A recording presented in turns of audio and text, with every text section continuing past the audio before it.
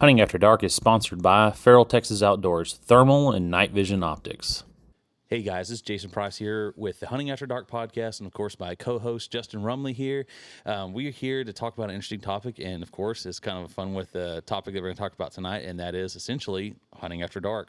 What happens, do's and don'ts, tools of the trade. We're going to have a little bit of fun in this one. We're not doing any real product reviews, so we actually have some of our sales reps that we work with at Feral Texas going to kind of put in some input here onto some topics to kind of talk about, so we may be kind of doing a couple things here off the cuff, but for the most part, Justin and I are going to have a little fun talking about things that happen hunting at night. Yeah, I was going to say just some various things that, everybody gets to encounter while they're, doing a little hunting after dark. We'll do the pros and cons of high rack versus sticks. Our personal opinions, of course, everybody's opinion is going to be a little bit different compared to hunting off sticks, compared to hunting off a high rack. Not everybody's hunted off of a high rack. Not everybody's, I say not everybody. Most of the people have done, a little bit of hunting off the sticks. That's usually how you start out. And then, we'll kind of mix it up. We'll talk about the calibers that we use, the calibers some of our buddies use.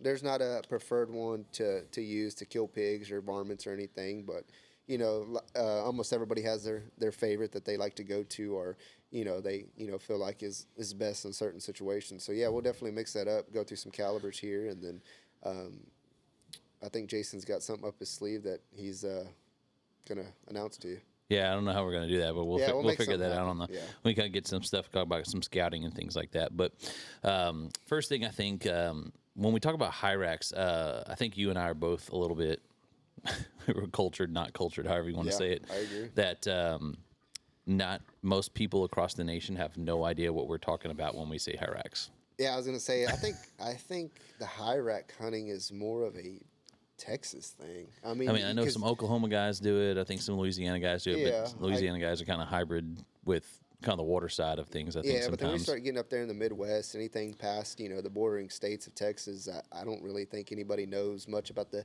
high rack hunting. They probably think we're some crazy people hunting off of some... Well, I think some of the restrictions like hunting from vehicles, I think is some of the things where... I can see that. For us, what a high rack is, essentially you're looking at a raised rack in a vehicle or even a UTV. Like ours is in a buggy, like a Polaris. Yeah. Ours is in there. And then a lot of guys, they do have platforms installed on trucks. I mean, if anybody's seen Chris Robinson with Night Crew, they have a huge truck with a hunting rack on it. And that is technically a high rack. Yeah, that big aluminum rack he did this past season. I know that was kind of his dream. That thing was huge. Me, I like it small and compact. Everybody's gonna be a little different in what they do, but high racks have been kind of an interesting phenomenon, I think, because I was anti high rack until I met you. Yeah, like I didn't believe in it. I thought that was just the craziest thing that you would have a vehicle out there. I mean, I'm talking. I was old school. I mean, it was before night vision stuff. The daytime were. I had, nothing showing, the matching camo blended in with a background with just nothing but my eyes showing. The true hardcore hunter. Get the scent-free stuff. I was spraying down. I was about to start getting out the face paint here. Buying the $100 bottle of laundry detergent for the scent-free. Hell, so I put the scent-free. Yeah, the scent bags, controlled scent bags, the whole thing. Like I was going to be a deer hunter for coyote hunting, and so. Getting on those getting on the tripod was my traditional thing. Yeah. Getting in a tripod. I even camel wrapped the tripod to do anything for daytime to where I wasn't going to get spotted. Getting into the nighttime, I really got more liberal about it. Of not having to do all those steps and slowly taking away every bit of that what I knew as a daytime hunter, because now hunting after dark. In the nighttime, they're not so dependent upon that vision part of it and aspect of it. Yeah, they could. Their guards, I think the guard's down, right? I mean, they could care less. That's my opinion. Hunting after dark, they can obviously see better than we can at night. But like Jason mentioned, they don't let their guard down completely, especially like the coyotes. But there's a sense of comfort, I believe, that where they're not so much on edge. Versus, during the daytime, because, perfect example, you go out daytime calling.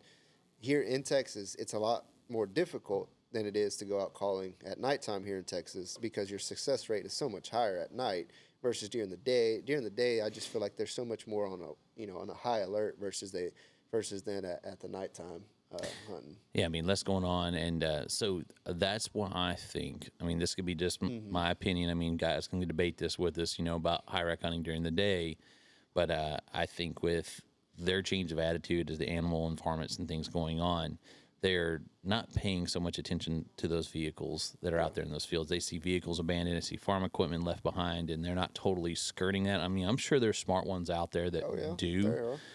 but I can't tell you how many times since you and I started hunting together when we got that high rack, just how close animals have come to the vehicle. They can care less. Yeah, I mean, even when we went down to South Texas with Colt, we had that bobcat at less than 30 yards, walk right by the buggy, and there's two guys up top and four guys in the buggy. Because, just my take on this is, high rack, of course, you are higher than the animal that you're hunting. So their line of vision is never up. It is always just straight out. So, especially, say for instance, you're hunting an old piece of farm property, there's old farm equipment out there. They're used to seeing, like, trailers, trucks, vehicles, pretty much anything vehicle related. And so during, with their eyesight being straight ahead, never really up, they're used to seeing those things. So you go out there, you take your buggy or your vehicle with the high rack in the back, you go park it, next to a tree. 9 times out of 10, you can't tell the difference, through a human's eye, the tree to the vehicle with the high rack, because everything just blends straight in. So, and even if, I'll say for instance, like the guy I hunt competitions with, we'll go park in the middle of a hayfield and we could care less what our backdrop is, anything, because they're used to seeing vehicles. That the landowner out there, the rancher, they're always out there. They could care less, the animals. So as long as we get a advantage point above them, we're going to have success, because they're never looking up for something different versus, and then 2, your scent drift is above them compared to if you're on the ground. I believe your scent drift is drifting right into, where the animal's coming from. Yeah, I mean, the people that want to kind of argue about, something new introduced into the environment, it's like if that was the deterrent and that is all you needed to keep varmints off of properties and away from cattle or sheep or whatever it is, or goats, is all you need to do is move a vehicle around in a pasture, well, that'd be a lot easier than anything else, wouldn't it? You just go park the truck in a new spot every night, and then you don't ever have to worry about it, right? So that's kind of where I've kind of knocked that perspective, is like, I don't really believe that they're that intuitive to that environment like that. I mean, maybe if you have more of a compact space, you're on 20 acres or something crazy, something small where it's not real big. Maybe, I don't know. It's just, it doesn't seem to make a whole lot of sense to me to kind of fight that, because just I've seen animals just come right up to the buggy, sitting right there, come right up to it, less than 50 yards, 40 yards, 30 yards, run right past us. And don't even mind. They're focused on that call, Focused and that on decoy. one thing, and like I said, I keep mentioning you're above the animal. You have the height advantage over them. They could care less what's above them. It's more of what's in their direct line of sight. Aside from when a coyote howls, when else do they look up? Especially at night when they're coming into a call, they hardly ever look up. They're always looking straight ahead. They're hunting and looking with their nose more than they are with their eyes. So yeah, I mean, I feel like that's a huge advantage. Well, and that's why we keep that powder. We keep that powder in the buggy. We're always checking that wind direction. We check it in when we go into the place, then we check it on the spot that we say we're going to set up at. We're constantly checking it. And the thing is that I think the biggest thing for hunters to notice is you and I both, when we do that, we're looking at that spot. Like, we know that coyote has to be stopped before this point, because once they do, we know they're bolting back the other direction. Yeah. And you and I both are really good about watching where that spot is, and we know, like, when even in looking inside that thermal, where those points are, to where we know that's going to happen. We better pull this trigger. We better stop them. We better howl at them, or bark at them, or yell at them, do something to get them stopped. To try to get them stopped before they get to that point. Because once they hit that smell, it's not like, oh, I smell, I'm curious, I'm looking around. No, you see them totally change directions. Oh, they could be headed straight in on a beeline to the call, and as soon as they catch that scent, boom, they literally put the brakes on and they turn around and they get out of there as quick as possible. So Because I mean, hell, even a noise. I mean, we've dropped stuff in the rack, dropped a handheld, or a spur round, hit the ground or whatever. They may look up, hear, look, they really don't care. But perk their it's more ears. like I said, they're hunting with their nose more than they are with their eyes and ears. So as soon as they catch a scent that is something different than they're normally smelling, or from the area, then they're gone. But from what they hear, from what they see, they could care less. And it's like when hunting tournaments, we try to keep it as basic as we can. We try to keep it. I say basic. We try to keep it as normal as we can. From let's just say from the landowner, the rancher driving into his property. What does he normally do? Especially at night, he's driving into the property with his lights on. They could care less. He could care less about anything. He's going to check his cows or do whatever he's going to do. So we try to keep it the same. At least while we're hunting competitions, we drive in there with our headlights on. We'll get out. We'll slam the doors. We try to keep everything the same as what those animals are used to, because they're used to seeing somebody out there. They're driving in with their headlights, but a typical old farmer, he's just going to slam his door. He could care less. But yeah, so we try to keep it, similar to that. So, you're not. I know Jason, he likes to drive with his lights off. That there's some pros and cons to it. But when hunting competitions, we'll drive in there with our high beams blasting straight on, and we've never really had an issue with it spooking anything off. But of course we're scanning as we're pulling into the field also. Yeah, I like to make it a challenge and make you sweat a little bit when I'm driving in the dark with nothing. I forget the night vision at home, and I'm just going I got one eye closed, trying to look like a pirate because I'm scanning with one eye, and then got my natural night vision in the other. So I'm usually one eye driving. It's cool. You get to explore all the different methods and ways. Like I said, there's no right or wrong, but there's obviously a way that obviously probably is not going to work versus if you set up downwind and you're calling downwind of where your scent's blowing. It's obviously not going to work because that's their most powerful sense is their smell. That's what they're using the most out of anything and everything. Yeah, sitting up on fence lines, things. Last night we're like, you know what, let's test it out and see if something does come in. If we're just sitting out here in the middle of the field, we didn't have luck last night calling anything anyway. Sitting out there in the middle of the field, if something did come in, but we have to figure that out. But no, but you know what, that field. I don't want to tell people where we're out there hunting at. Oh yeah, so that ain't no biggie. That big, really, really big open field. Yeah. There's that one tree we parked behind. And that coyote the other night circled around us. Yeah, he went to our downwind, and he still came out, I would say, 100 yards without a doubt. He could care less. That was weird. But the way he was working with his nose down, but he was hunting. He wasn't worried about anything else. So he was mainly focused on the field mice versus us, and we caught him, I think, before our crosswind right at the last second. Yeah, crossed into him. So I think we just snuck that one out. But aside from that, very, very seldom will you have a coyote come from your downwind, and if they do, they could care less. You could probably throw a rock and kill him at that point. He came from 600 yards out, and we were in that big open field that is completely plowed, and we are just out there in that buggy sitting near one little bitty measly tree. Yeah. Not talking like a big oak tree. I'm talking like a little. It wasn't a mesquite tree, but it's like little bitty small. It's very extremely small. To a mesquite tree. Yeah, it ain't. Our buggy much. Covered up the tree. Yeah, so you can see clearly, right through it. So. Yeah, you can clearly see the buggy, but it was not his concern. He wasn't worried about it. Wasn't sitting there. Big open field up on a hill. So I don't know. They could care less. That high rack thing has definitely been something very interesting. I will tell you that now it has made me very spoiled to where I do not get out on the ground. Yeah, I don't care what place it is. I don't care how tight the situation is. Yeah, it doesn't matter to me. Now I'm so spoiled. I got my nice, comfortable chair.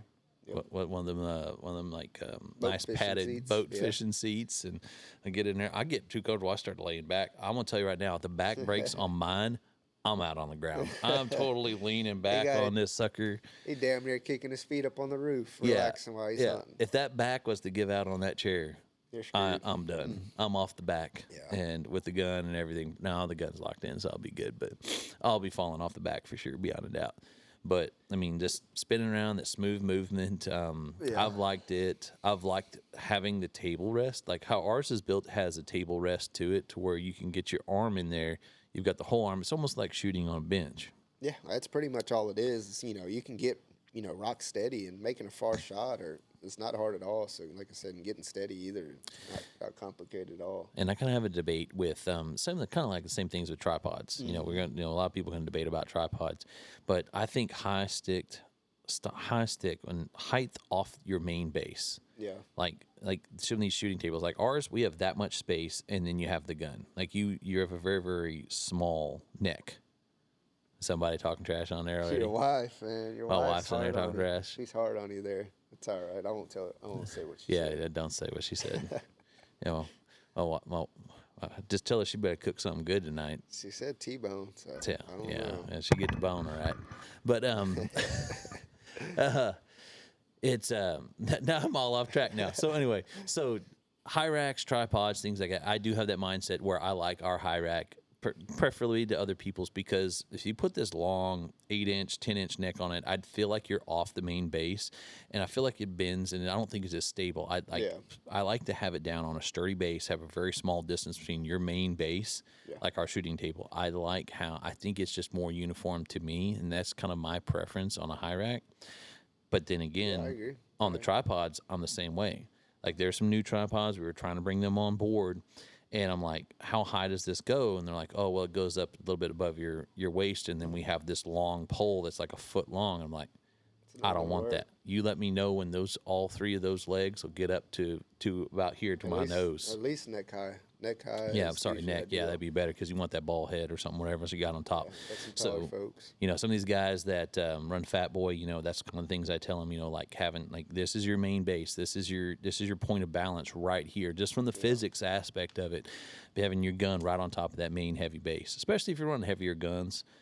That's always going to be my perspective. I've always believed in that, and I can just tell how more stable I feel when I'm just a short distance over your main base of balance. Like your center of weight, not center of gravity per se, but yeah, I agree. I mean, I'll be honest with you. I'll be the first person to say I ain't worth the shit on shooting off sticks. If it's a pig, okay, yes, but if it's a cow at 100, 200 yards, no, the odds of me hitting it are not very good, because I just, for some reason, I can't get steady, and no matter if it's a high-end tripod or if it's the cheapest tripod out there, I'm not really. I'll be the first one, like I said, I'm not any good. But so you're not getting off the rack either now. No, whenever it comes to hunting out of the high rack off of a bench, obviously you ought to be a good shot by then, and I'm definitely I would give myself 100% off of a high rack, because besides, I mean, last night I don't really count last night. That coyote was 300 plus, and of course, as soon as I pull the trigger, he takes a step. And 300 plus.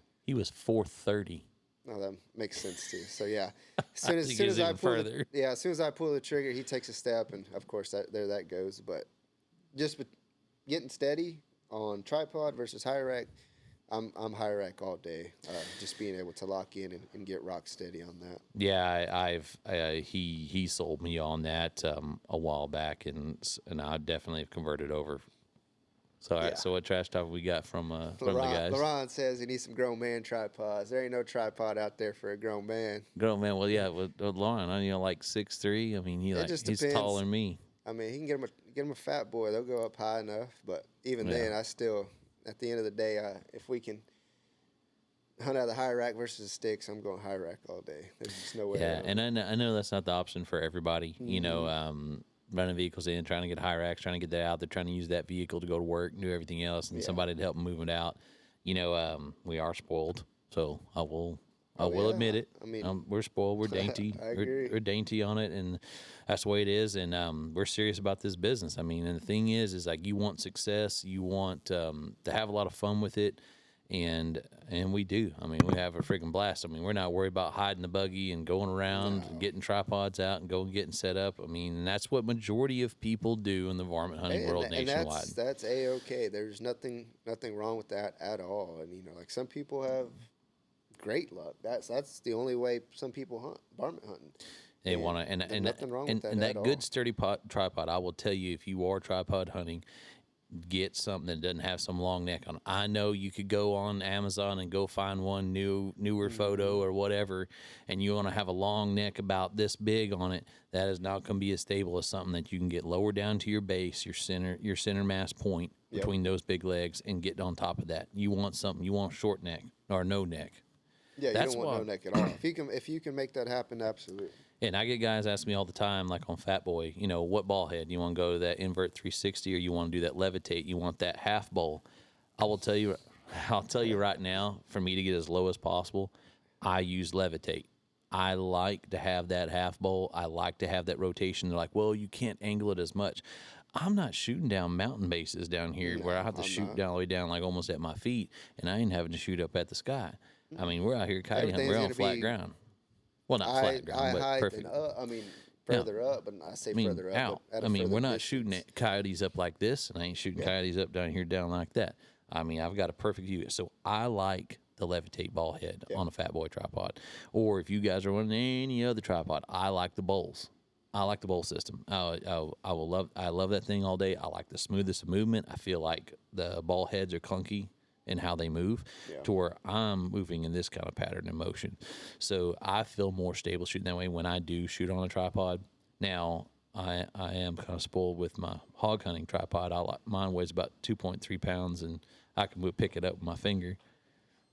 Yeah, I mean, like I said, I whatever tripod Jason hands me over to run, I'm gonna run it. But aside from that, it's hard to beat. I mean, I say it's hard to beat. I've there for a long time. I only ran the bog pod, and I have zero complaints about the bog pod. I can get rock steady on it, but even then, it still don't help shooting off a tripod compared to a high rack. But if a Fat Boy tripod or one of the Spartan tripods is not quite in the budget, then definitely you can get away with a good bog pod at a couple $100, and they'll do just the job. And Yeah, they've got get in the saddle. they've got the saddle death grip on there, which still allows you to go hands free if you want that option, and it still allows you to get, like I said, rock steady. But like I said, at the end of the day, if I've got the option to grab a pair of sticks or hop in a high rack, I'm headed to the high rack without a doubt. I like that advantage over the animals, especially or the height advantage. It just to me makes that much big of a difference, and you're able to get rock steady without a doubt. All right, what is the other topic we're going to talk I about? think we were gonna mention some of the calibers that we like to use. I mean, like I said, there's no right or wrong caliber out there. Pretty much You any. can't make up your dang mind lately. Yeah, I know. That's what I'm saying. There's no right or wrong. I mean, I say that to a certain extent. I mean, He's spending all his I'm not gonna paychecks go on guns. down the rabbit hole. But like I said, there's no right or wrong. As long as if you're having success killing animals, then that sounds like a right to me. But if you have a lot of runners running away from you or anything like that, I mean, you're definitely wrong. And I would find a better caliber to start shooting with. Well, tell them what you've been running lately. So, I mean, my latest adventure has been I've got into the Horizon firearms. I got me a custom built 22 250. A buddy of mine who I do my tournament hunting with, he kind of turned me on to that. And Brad Hodgson. yeah, we'll get the old crazy dude in here here soon. The guy's a character. But we've been hunting tournaments for a while. But he kind of just turned me on to the Horizon Firearms 22 250. It's got a 1-to-8 twist barrel. It's 18 inch. And we're spitting out the 22 250 is pretty hot, about 3,900 feet per second. That's a 50 grain VMAX. We've been working on some hand loads, and we've been working on a 62 grain EOD VT as well.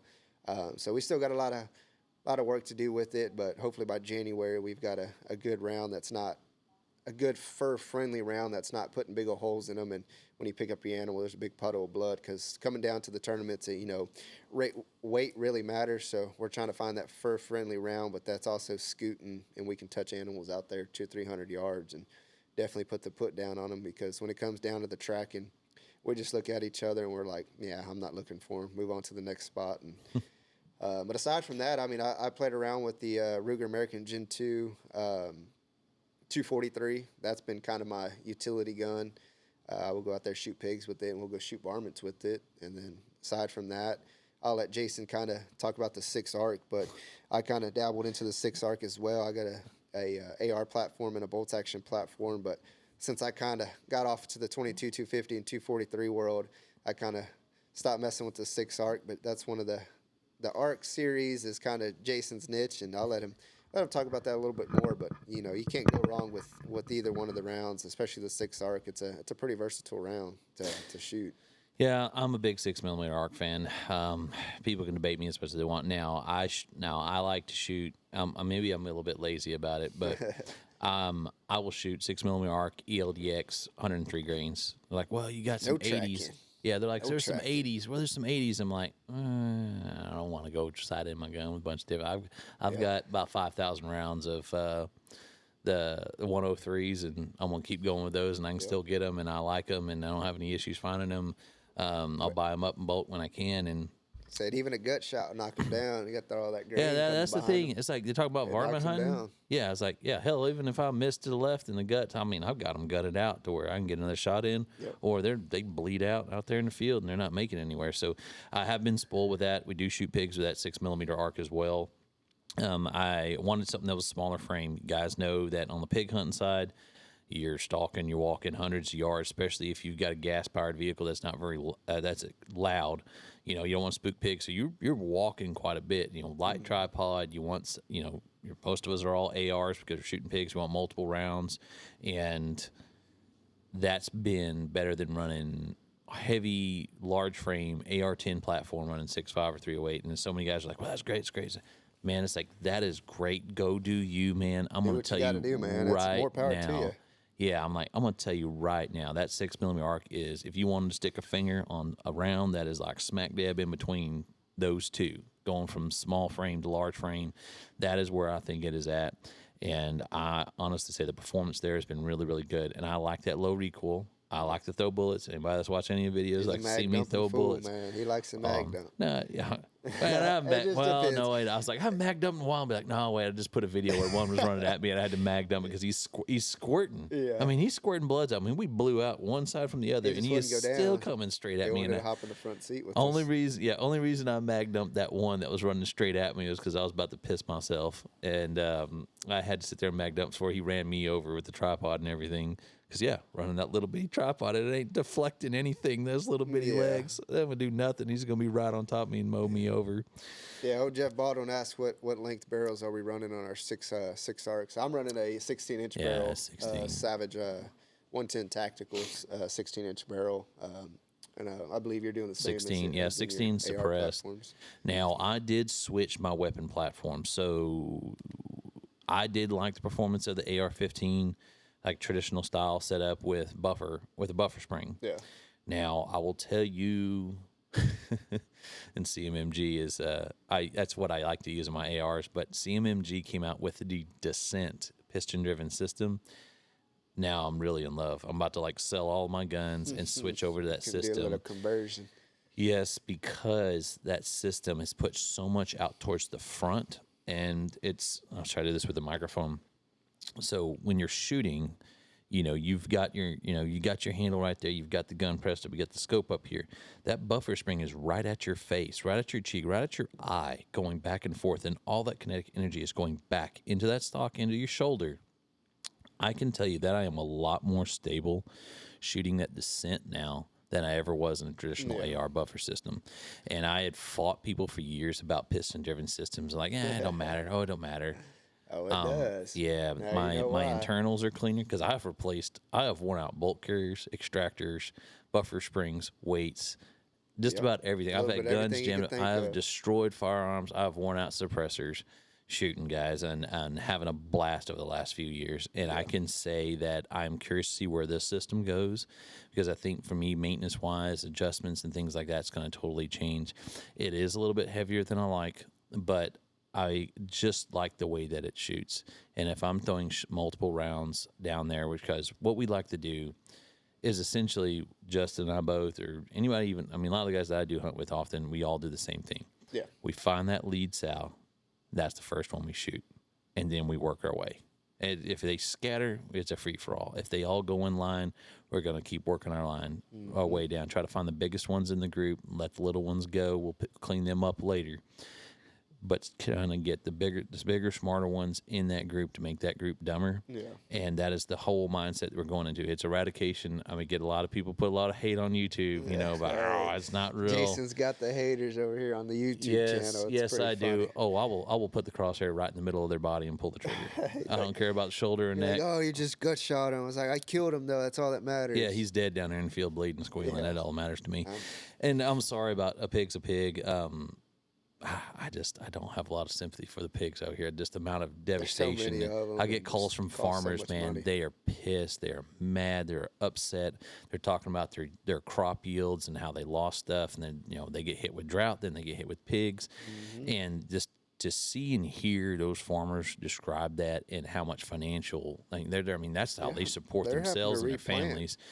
And that financial cost in this economy and things that have been, it's like it is detrimental to them. So when I go out there and see pigs and I'm throwing rounds out and people want to kind of say something, it's like, dude, I don't care, man. Hey, I'm trying. I'm making going- these farmers I'm going happy. for it. They don't care. They don't care as long as they're not going to be out there surviving from that. And you know, we try to take good shots and have fun out there. But I do feel like my new weapon system is what works great for me and is effective out here in what we're doing.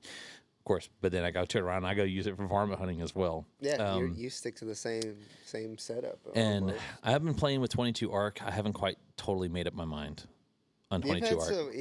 I've had mixed reviews of 22 I'll be the ARC. first one to vouch for him. He's had some good success with it, and he's had some pretty shitty luck. Yeah, I've it's missed the weirdest thing. I've missed some 50-yard shots, and then the other night I shot one 230 and 278. Yeah, without any problem, it literally folded them in half. But I still say it's anytime we go down south to see our good buddy Joey. I think I'm shooting He over takes every the time. 22 arc with him every time, I was like, you're gonna shoot and these I don't cats. think You're gonna shoot and I these don't bobcats. think he's had a successful kill with the 22 arc down there in Zapata. Because every time he takes it, I still remember the first time he took it down there, he was running a scope trying to get some footage. Completely whiffed on a coyote. I mean, he was. Oh yeah, that barrel got recalled. Yeah, I was like, he was like 5 foot high, and I'm like, holy shit, did you do that? He was like, dude, that wasn't me. He was like, and then we went back and reviewed the footage, and no, he had the crosshair right on him, and it just shot. Like I said, it was every bit of 5 foot high because there's a big rock pile behind him, and then. I think the second time we just got back from there last week, and the same instance happened. But I think the other person in the rack with him shot a little bit too soon. She gutted him, and then Jason kind of gutted him also, and he had enough to drag himself off. But aside from that, I think Zapata is just cursed for that 22 Yeah, arc. I'm cursing 22 And ARC then in I South hate to Texas, say but a lot that of that 'cause- stuff's in tight. yeah. But out here with all the open fields, it's like making shots and, Without a and problem, it's been a blast and it's fun.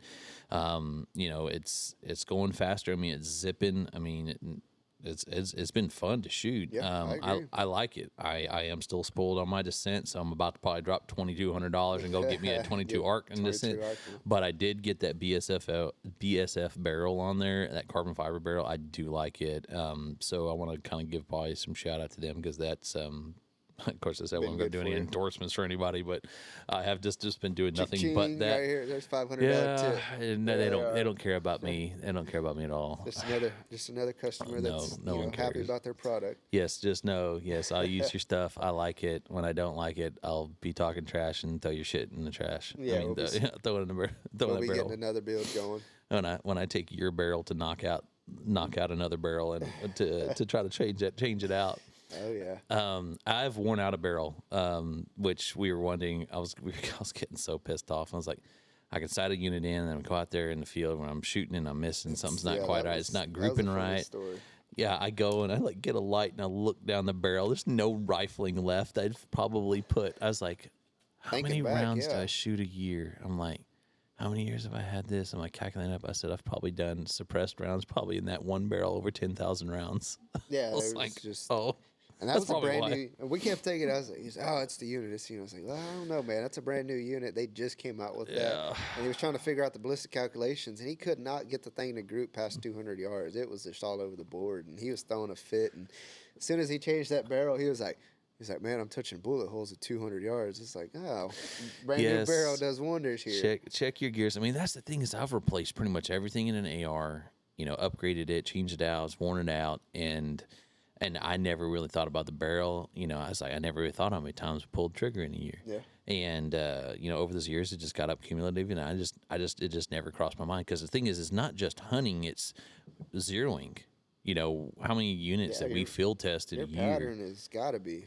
Yeah. Where it needs to So be. once you swap those out, pay attention to your guns, guys, because I've definitely not been paying attention. I'm one of those guys like, hey, let's go run, let's go, let's get out of here, let's get going, let's go get the next place, and not taking the time to kind of check out some of that stuff. Sometimes I will definitely say I've been accused of that for a time or two. We got a first-hand witness here of what it's like to wear down a barrel and not get the groupings where he wants to be. He'll throw a fit, and then he puts a new barrel in there, and it's a night and day difference. But and then I can't. Yeah, I was gonna say I can't really say much. I mean, I'm all bolt action. Jason's all AR platform. I still haven't convinced him to dabble on into the bolt actions, but I can't get behind the AR platform. I mean, I tried it for a while, and it was great and all, especially pig hunting. But to me, I just didn't have the confidence behind it to take it out varmint hunting and try to make I call them precision shots. Not really a precision shot, but you do know a coyote 200, 250 yards. They are a small target.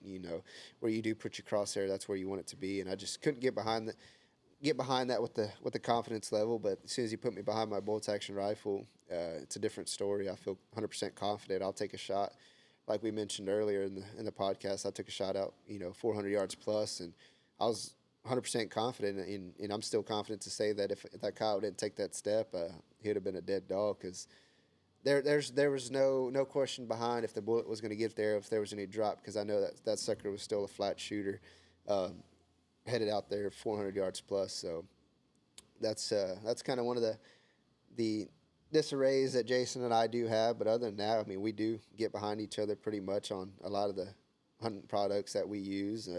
Just aside, like I said, I can't get them behind a bolt action just yet, but we're still working on that. I'm trying to read that screen. You're going to have to read that screen what the guys are saying, because let's say I might need some Ron glasses. says, I want to watch you guys, but I got to meet Quentin Nolan and do some rabbit killing. Oh, boy.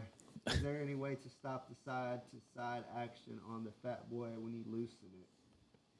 We'll have to take a look at that. We'll have to get back with you, Laurent, on that. We'll have to play with it ourselves, because I'll be honest with you, I haven't really messed with the fat boy here recently. So Because it depends on the ball head, that side-to-side action, because the levitate, it's that locking down stem. yeah, same thing with the invert. And then the invert's got that ball tightness on there. Maybe you need to adjust some of the tightness on there. But Matt Britton said, "Let's go, boys. Getting ready to head on out to hit some fields. Good luck, man. Get after it. Yeah, better not stay up too late. We're supposed to be having lunch tomorrow." Yeah, I was gonna say, just make sure you're awake by 11 so you can make lunch by 11:30 with Jason. And then, Jeff Alden said, "What length barrel on that 6-star?" I think we covered that. We're bolt action. I'm 16-inch. Jason AR platform. He's 16-inch as well. But so I think we should. We got all serious here, talking about all this stuff. We need to talk more about the fun stuff, hunting out, the fun stories and things like that. So I didn't know, so you named this little segment part we're going to talk about, and should it be energy drinks, coffee, or crack? What do you do to stay awake at night? What's your go-to at night whenever you feel your stomach start rumbling, or you're dehydrated, or feel like you need a little pick-me-up? Yeah, I know you and I, and we've got a little spoiled now. We went and got one of those. He was on TikTok Shop or whatever, and he found the little cooler. The U-Homie. U-Homie is the little fridge cooler. You just plug that sucker in, and it'll get I think it gets down less to than -32. 32. Yeah, it's something ridiculously low. It'll definitely freeze stuff, but we'll throw our drinks in there. And we drink straight poison, guys. I call it jet fuel. Yeah, we drink Alani. If they ever figured out we were drinking their stuff and going and hunting at night, they'd probably try to send us a lawsuit and slap it on us. And yeah, but they're so good, it's unreal. Yeah, we're both Alanis. We have the Amazon Prime drop it off here, and it's set for every 2 weeks to drop off. Yeah, 2 12-packs of Alani. Probably not the healthiest, but man, they're hard to beat. Especially what is it? The orange kiss, cherry twist. Jason's not a fan of it, but man, I like this time of year, especially in October. It's a seasonal drink, but it's called the Witch's Brew Alani, and to me, it tastes straight like a green apple. As soon as I seen it in HEB, I bought a whole case of it. I bought I think 24 of them. They're so good. Yeah, I saw one for Justin the other day. I bought him one and threw it in there in the cooler so that he'd have it. But Yeah, there's I don't know Yeah. something about them. I guess it's being seasonal. You can only get it around September, October. I definitely do my part of contributing to that seasonal occasion. I'll definitely buy up as many as I can. all I know is if you drink one of them, I'm pissing like every stand. Every stand we get off the stand, I'm pissing. And Well, our before we problem leave. is Like, when we stop at the convenience store, it's usually a big thing of a Propel and a the Alani. electrolytes. Yeah, and- it's like as soon as you take one sip, you're instantly having to have to go to the restroom. So it's Yeah. something else. Yeah, we're drinking straight poison. So I'm not a coffee drinker. I think we'd have other issues if I drank the coffee and tried to run around for 6 hours. I'd be having to sit on that Y yoke of that trailer Yeah, there's with some napkins. coffee. Coffee goes out the other end. The electrolytes and the Alani come out the front. So Yeah. Baldwin said Dr. Pepper. I was like, Dr. man, the only Pepper. time I drink Dr. Pepper is when I'm mixing a little Crown Vanilla with that. It's hard to get behind a soda.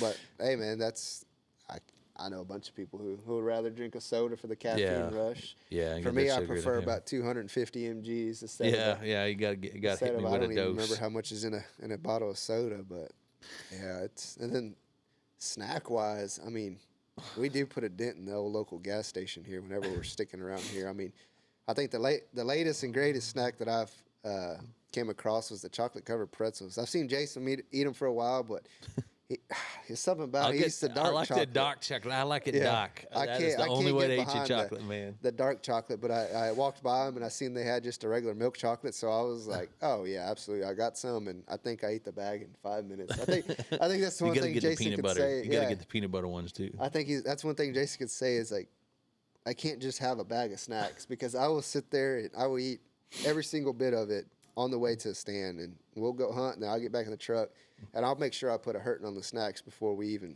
get outside the first hour. Gotta get of over any there to kind the of next hunting. next spot. Well, I tried to get the jerky. I tried to do that. Was it Tillamook or however you pronounce it? I've been doing some of that jerky. If I don't get to have dinner before we get to go out, I've been eating some of that. But He used to kill the Hunt Brothers pizza. oh yeah, I got too fat doing that. The poison. Oh my God! You want to get fat? Eat at night. Even though you're running around all night, just Yeah. go ahead and just get fat as shit. I mean, I gotta watch my mouth. I really do cuss a lot if you meet me in person. I'm sorry. You talk Or to me on just the watch phone. his product review videos. If you hear a Oh, my- guy cussing, Jason, that's Yeah, him. Yes. Oh my God. So yes, hunting at night. Yes, I'm a lot more liberal with the curse words in the dark for some reason. Oh my God. We took this 16-year-old girl out. One of the landowners wanted us to dad take her daughter out, and like I don't even know if I can even show the video. I don't even know if I can show it because I was screaming. I was excited for her first time she ever shot anything with thermal, so I was And of excited course, it was a for bobcat, her. out of all Yeah, things. shoot that bobcat out there, and it was just awesome, just picture perfect type deal. But I was just yeah, if that's the way you do it, I'm just like Just I get getting after excited, it. man. I can't maintain myself, and then if you're sleep deprived, it just gets worse. And if I miss a shot, I'm mad, and then if I get it the second time, you would have thought that I would like that thing like insulted my mother or something like that, or like insulted my wife. The way that I start cussing about shooting an animal because I get so aggravated if I do miss a shot.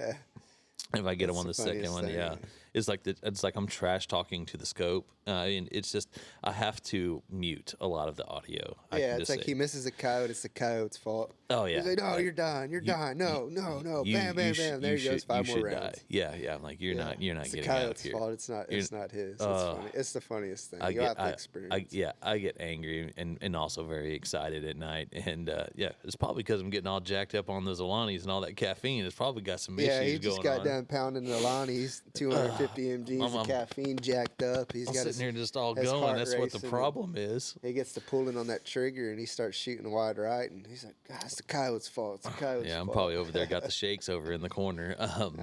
It's a good time. So. But no, I made the mistake last night. So we went out last night and didn't really see a whole lot. We kind of got one right at the very end and then just didn't get a good shot on it because we had cows and everything else in the way. And I'm aggravated. It's like I was all worked up. I'm like, oh man, this is just a rough night. You get some of those rough nights. The night before we had them all loaded up all over the buggy, and then we got we skunked. shot, I think, 6 easily.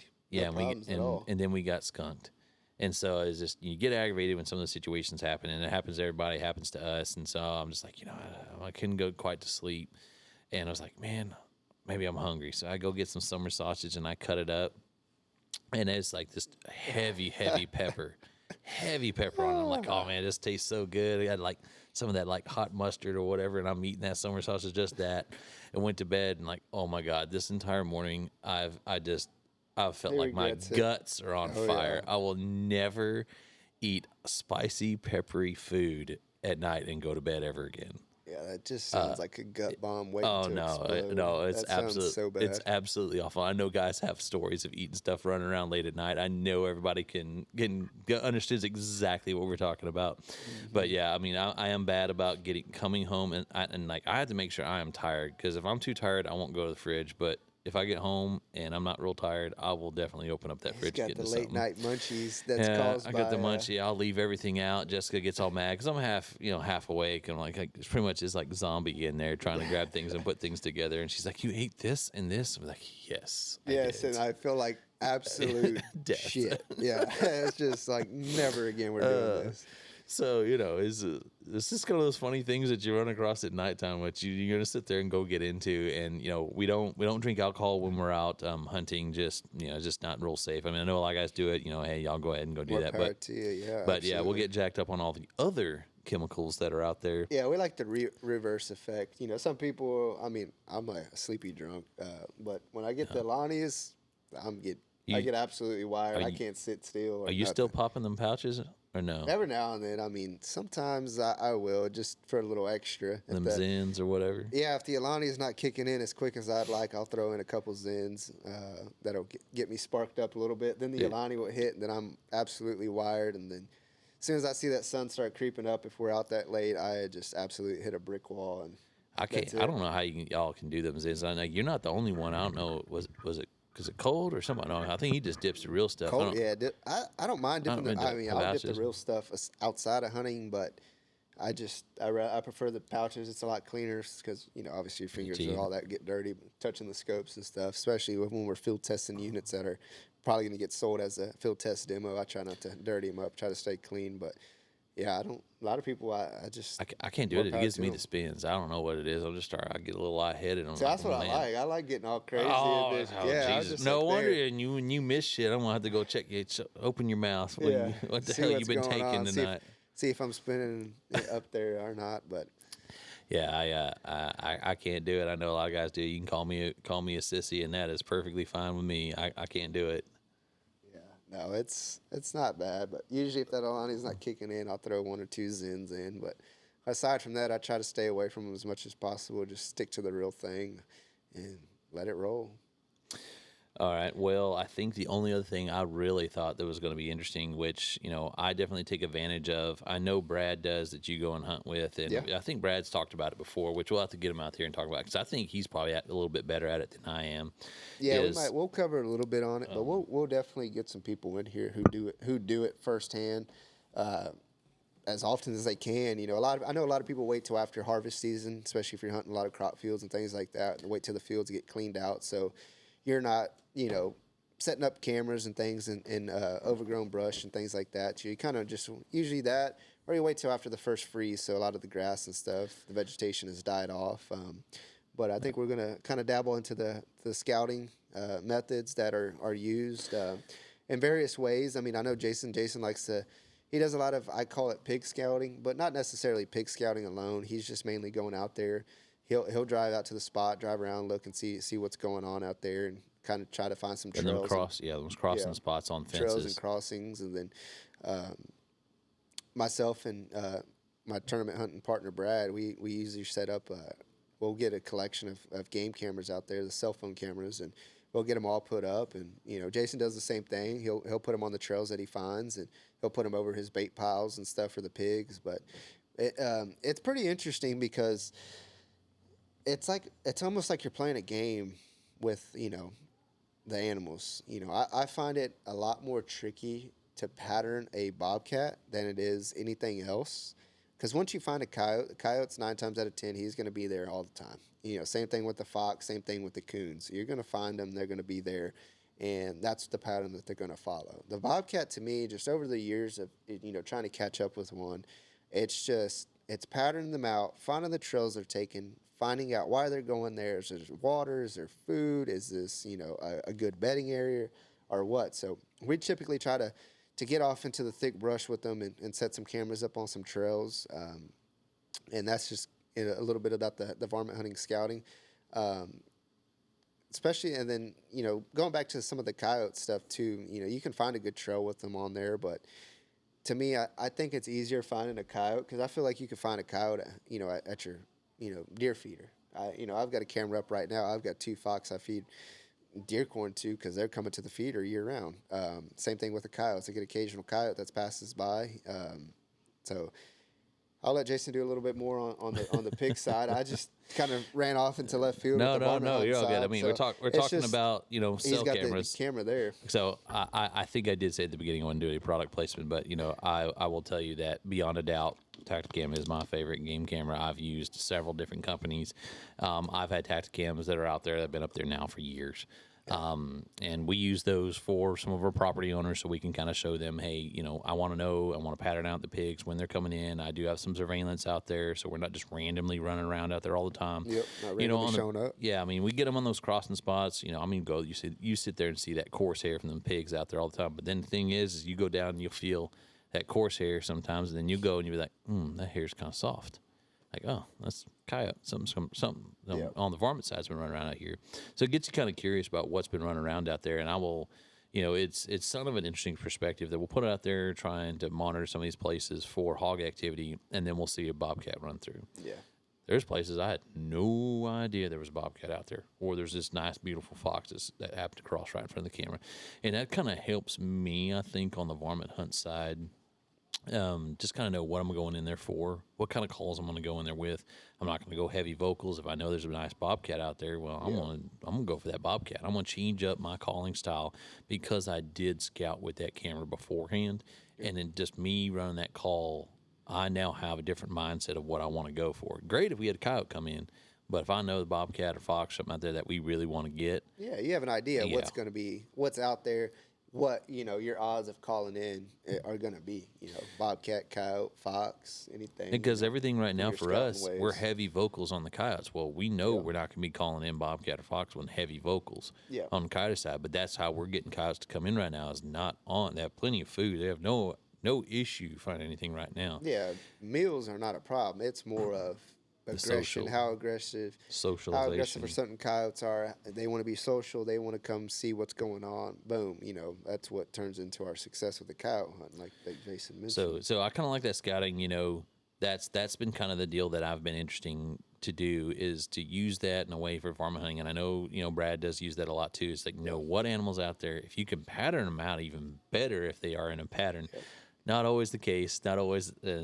For me, it's always random for me. We see the random bobcat cruise in front. Something that we had no idea was out there. Yeah. And so it is getting to be fun to use those in that way, and is definitely something that I see us using more in the future, especially if there's things out there that we need to do.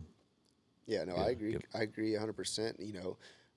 Like Jason mentioned, we'll get down in there on the trails with the, bobcats is the biggest one that we try to scout out the most because they're usually the hardest ones here down in our area to pick up on and try to find them. So we definitely get after the bobcat scouting. And when we do find them, like Jason mentioned, we try to pattern them out. Okay, are they coming every 3 days, every 5 days? They coming every night?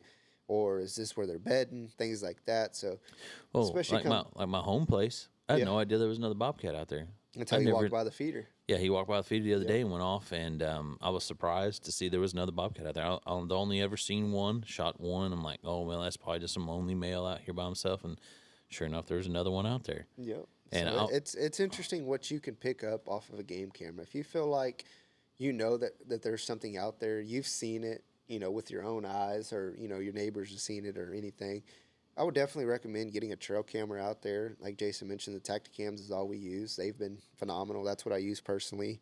I mean, and then I know it's not legal everywhere to Yeah. use those cellular game cameras in that manner or whatever it may be, but It if you definitely are helps able get to an do it, idea of what's out there, what time they're coming out, and things like that. And it doesn't cost you an arm and a leg. And I think Jason's got something here. He'll announce here at the end. But like I said, it doesn't cost you an arm and a leg. I think it's $15 a month for one camera. to get it going. And Hell, I think unlimited is like 11 if you pay for the year in advance, though, not month to month. If you do the whole year, because we do a whole year, I mean, it's like $11 or $9 for the second so it one. doesn't, like I said, it doesn't cost you an arm and a leg. It's definitely very affordable, just so you know what time things are coming out, what's coming out, and just, you know, if you're wanting to find out on different places and things, just starting from the ground up, you know, throw one out there, see what's coming by.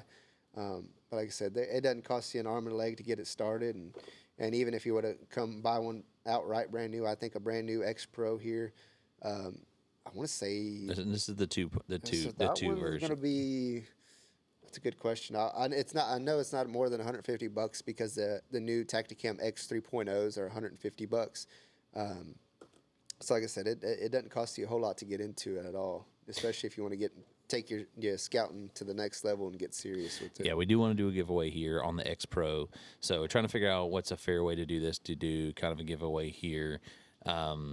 So I know we put this on multiple platforms where we do the podcast, we do social media, and we do all this. So what is going to be a fair way to do this? I think to make it, you know, fair across the board and to be able to keep up with it, I would say, you know, it might blow up the phone lines a little bit, but the first 30 people to give us a call and say, hey, seen your podcast. Jessica's going to hate you. That's all right. Because she's going to take all those calls. Or just that or text. I mean, I don't know, because a lot of people, not everybody text.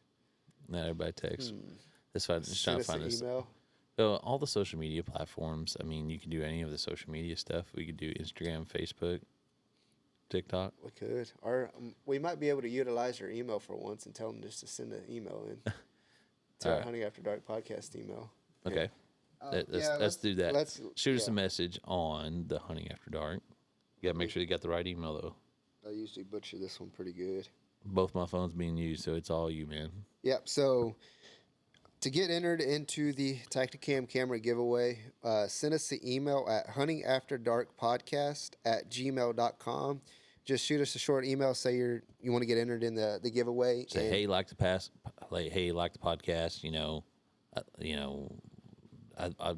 Just some kind of message. You know, anything you come up with, just let us know that you want to get entered in the Tacticam camera giveaway, and then we'll leave it open for the first 30 people. Once we hit the first 30, then we'll do our drawing and we'll get in contact with you and get you your camera. But that's huntingafterdarkpodcast@gmail.com. Shoot us an email and get entered in the Tacticam camera giveaway. And, you know, if you haven't started scouting, try it out.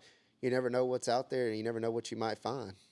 Yeah, I mean, the cameras are great. The app integration and everything on it is just awesome. I mean, we use it all the time. I can share my stuff with him, other people, landowners, things like that. I mean, you can share just one camera with somebody. Even if you have 6 running, you can say, I want this camera to go to this landowner to see what's on here. Yeah. And they have access to that. And I think it's just pivotal in communication. That's how you get land access. That's how you do a lot of things. So I think it's a great tool to use. Pig hunting, varmint hunting, whatever it is. Yeah, pretty much anything. Deer hunting as well. I mean, that's what they're most popular for, is the deer hunting. So, you know, you can't overthink the deer hunting. But like Jason mentioned, you know, also varmint hunting, pig hunting, deer hunting, all the good stuff. Yeah, man. Well, I think that's it. I think we beat it all to death about hunting after dark. I don't know if there's a topic we didn't touch. There might be a couple things that we missed, but, you know, if anybody has any suggestions or comments or anything that they'd like to hear us, you know, talk about here on the podcast, shoot us some suggestions, you know. Yeah, and then if you're one of the first 30 people, when you send your email to the huntingafterdarkpodcast@gmail.com, you know, maybe throw some suggestions in there, as well as getting entered in the Tacticam giveaway. And like I said, we'll be back to you here again next week, and, you know, hopefully see y'all here soon. Thanks, guys. Thank you.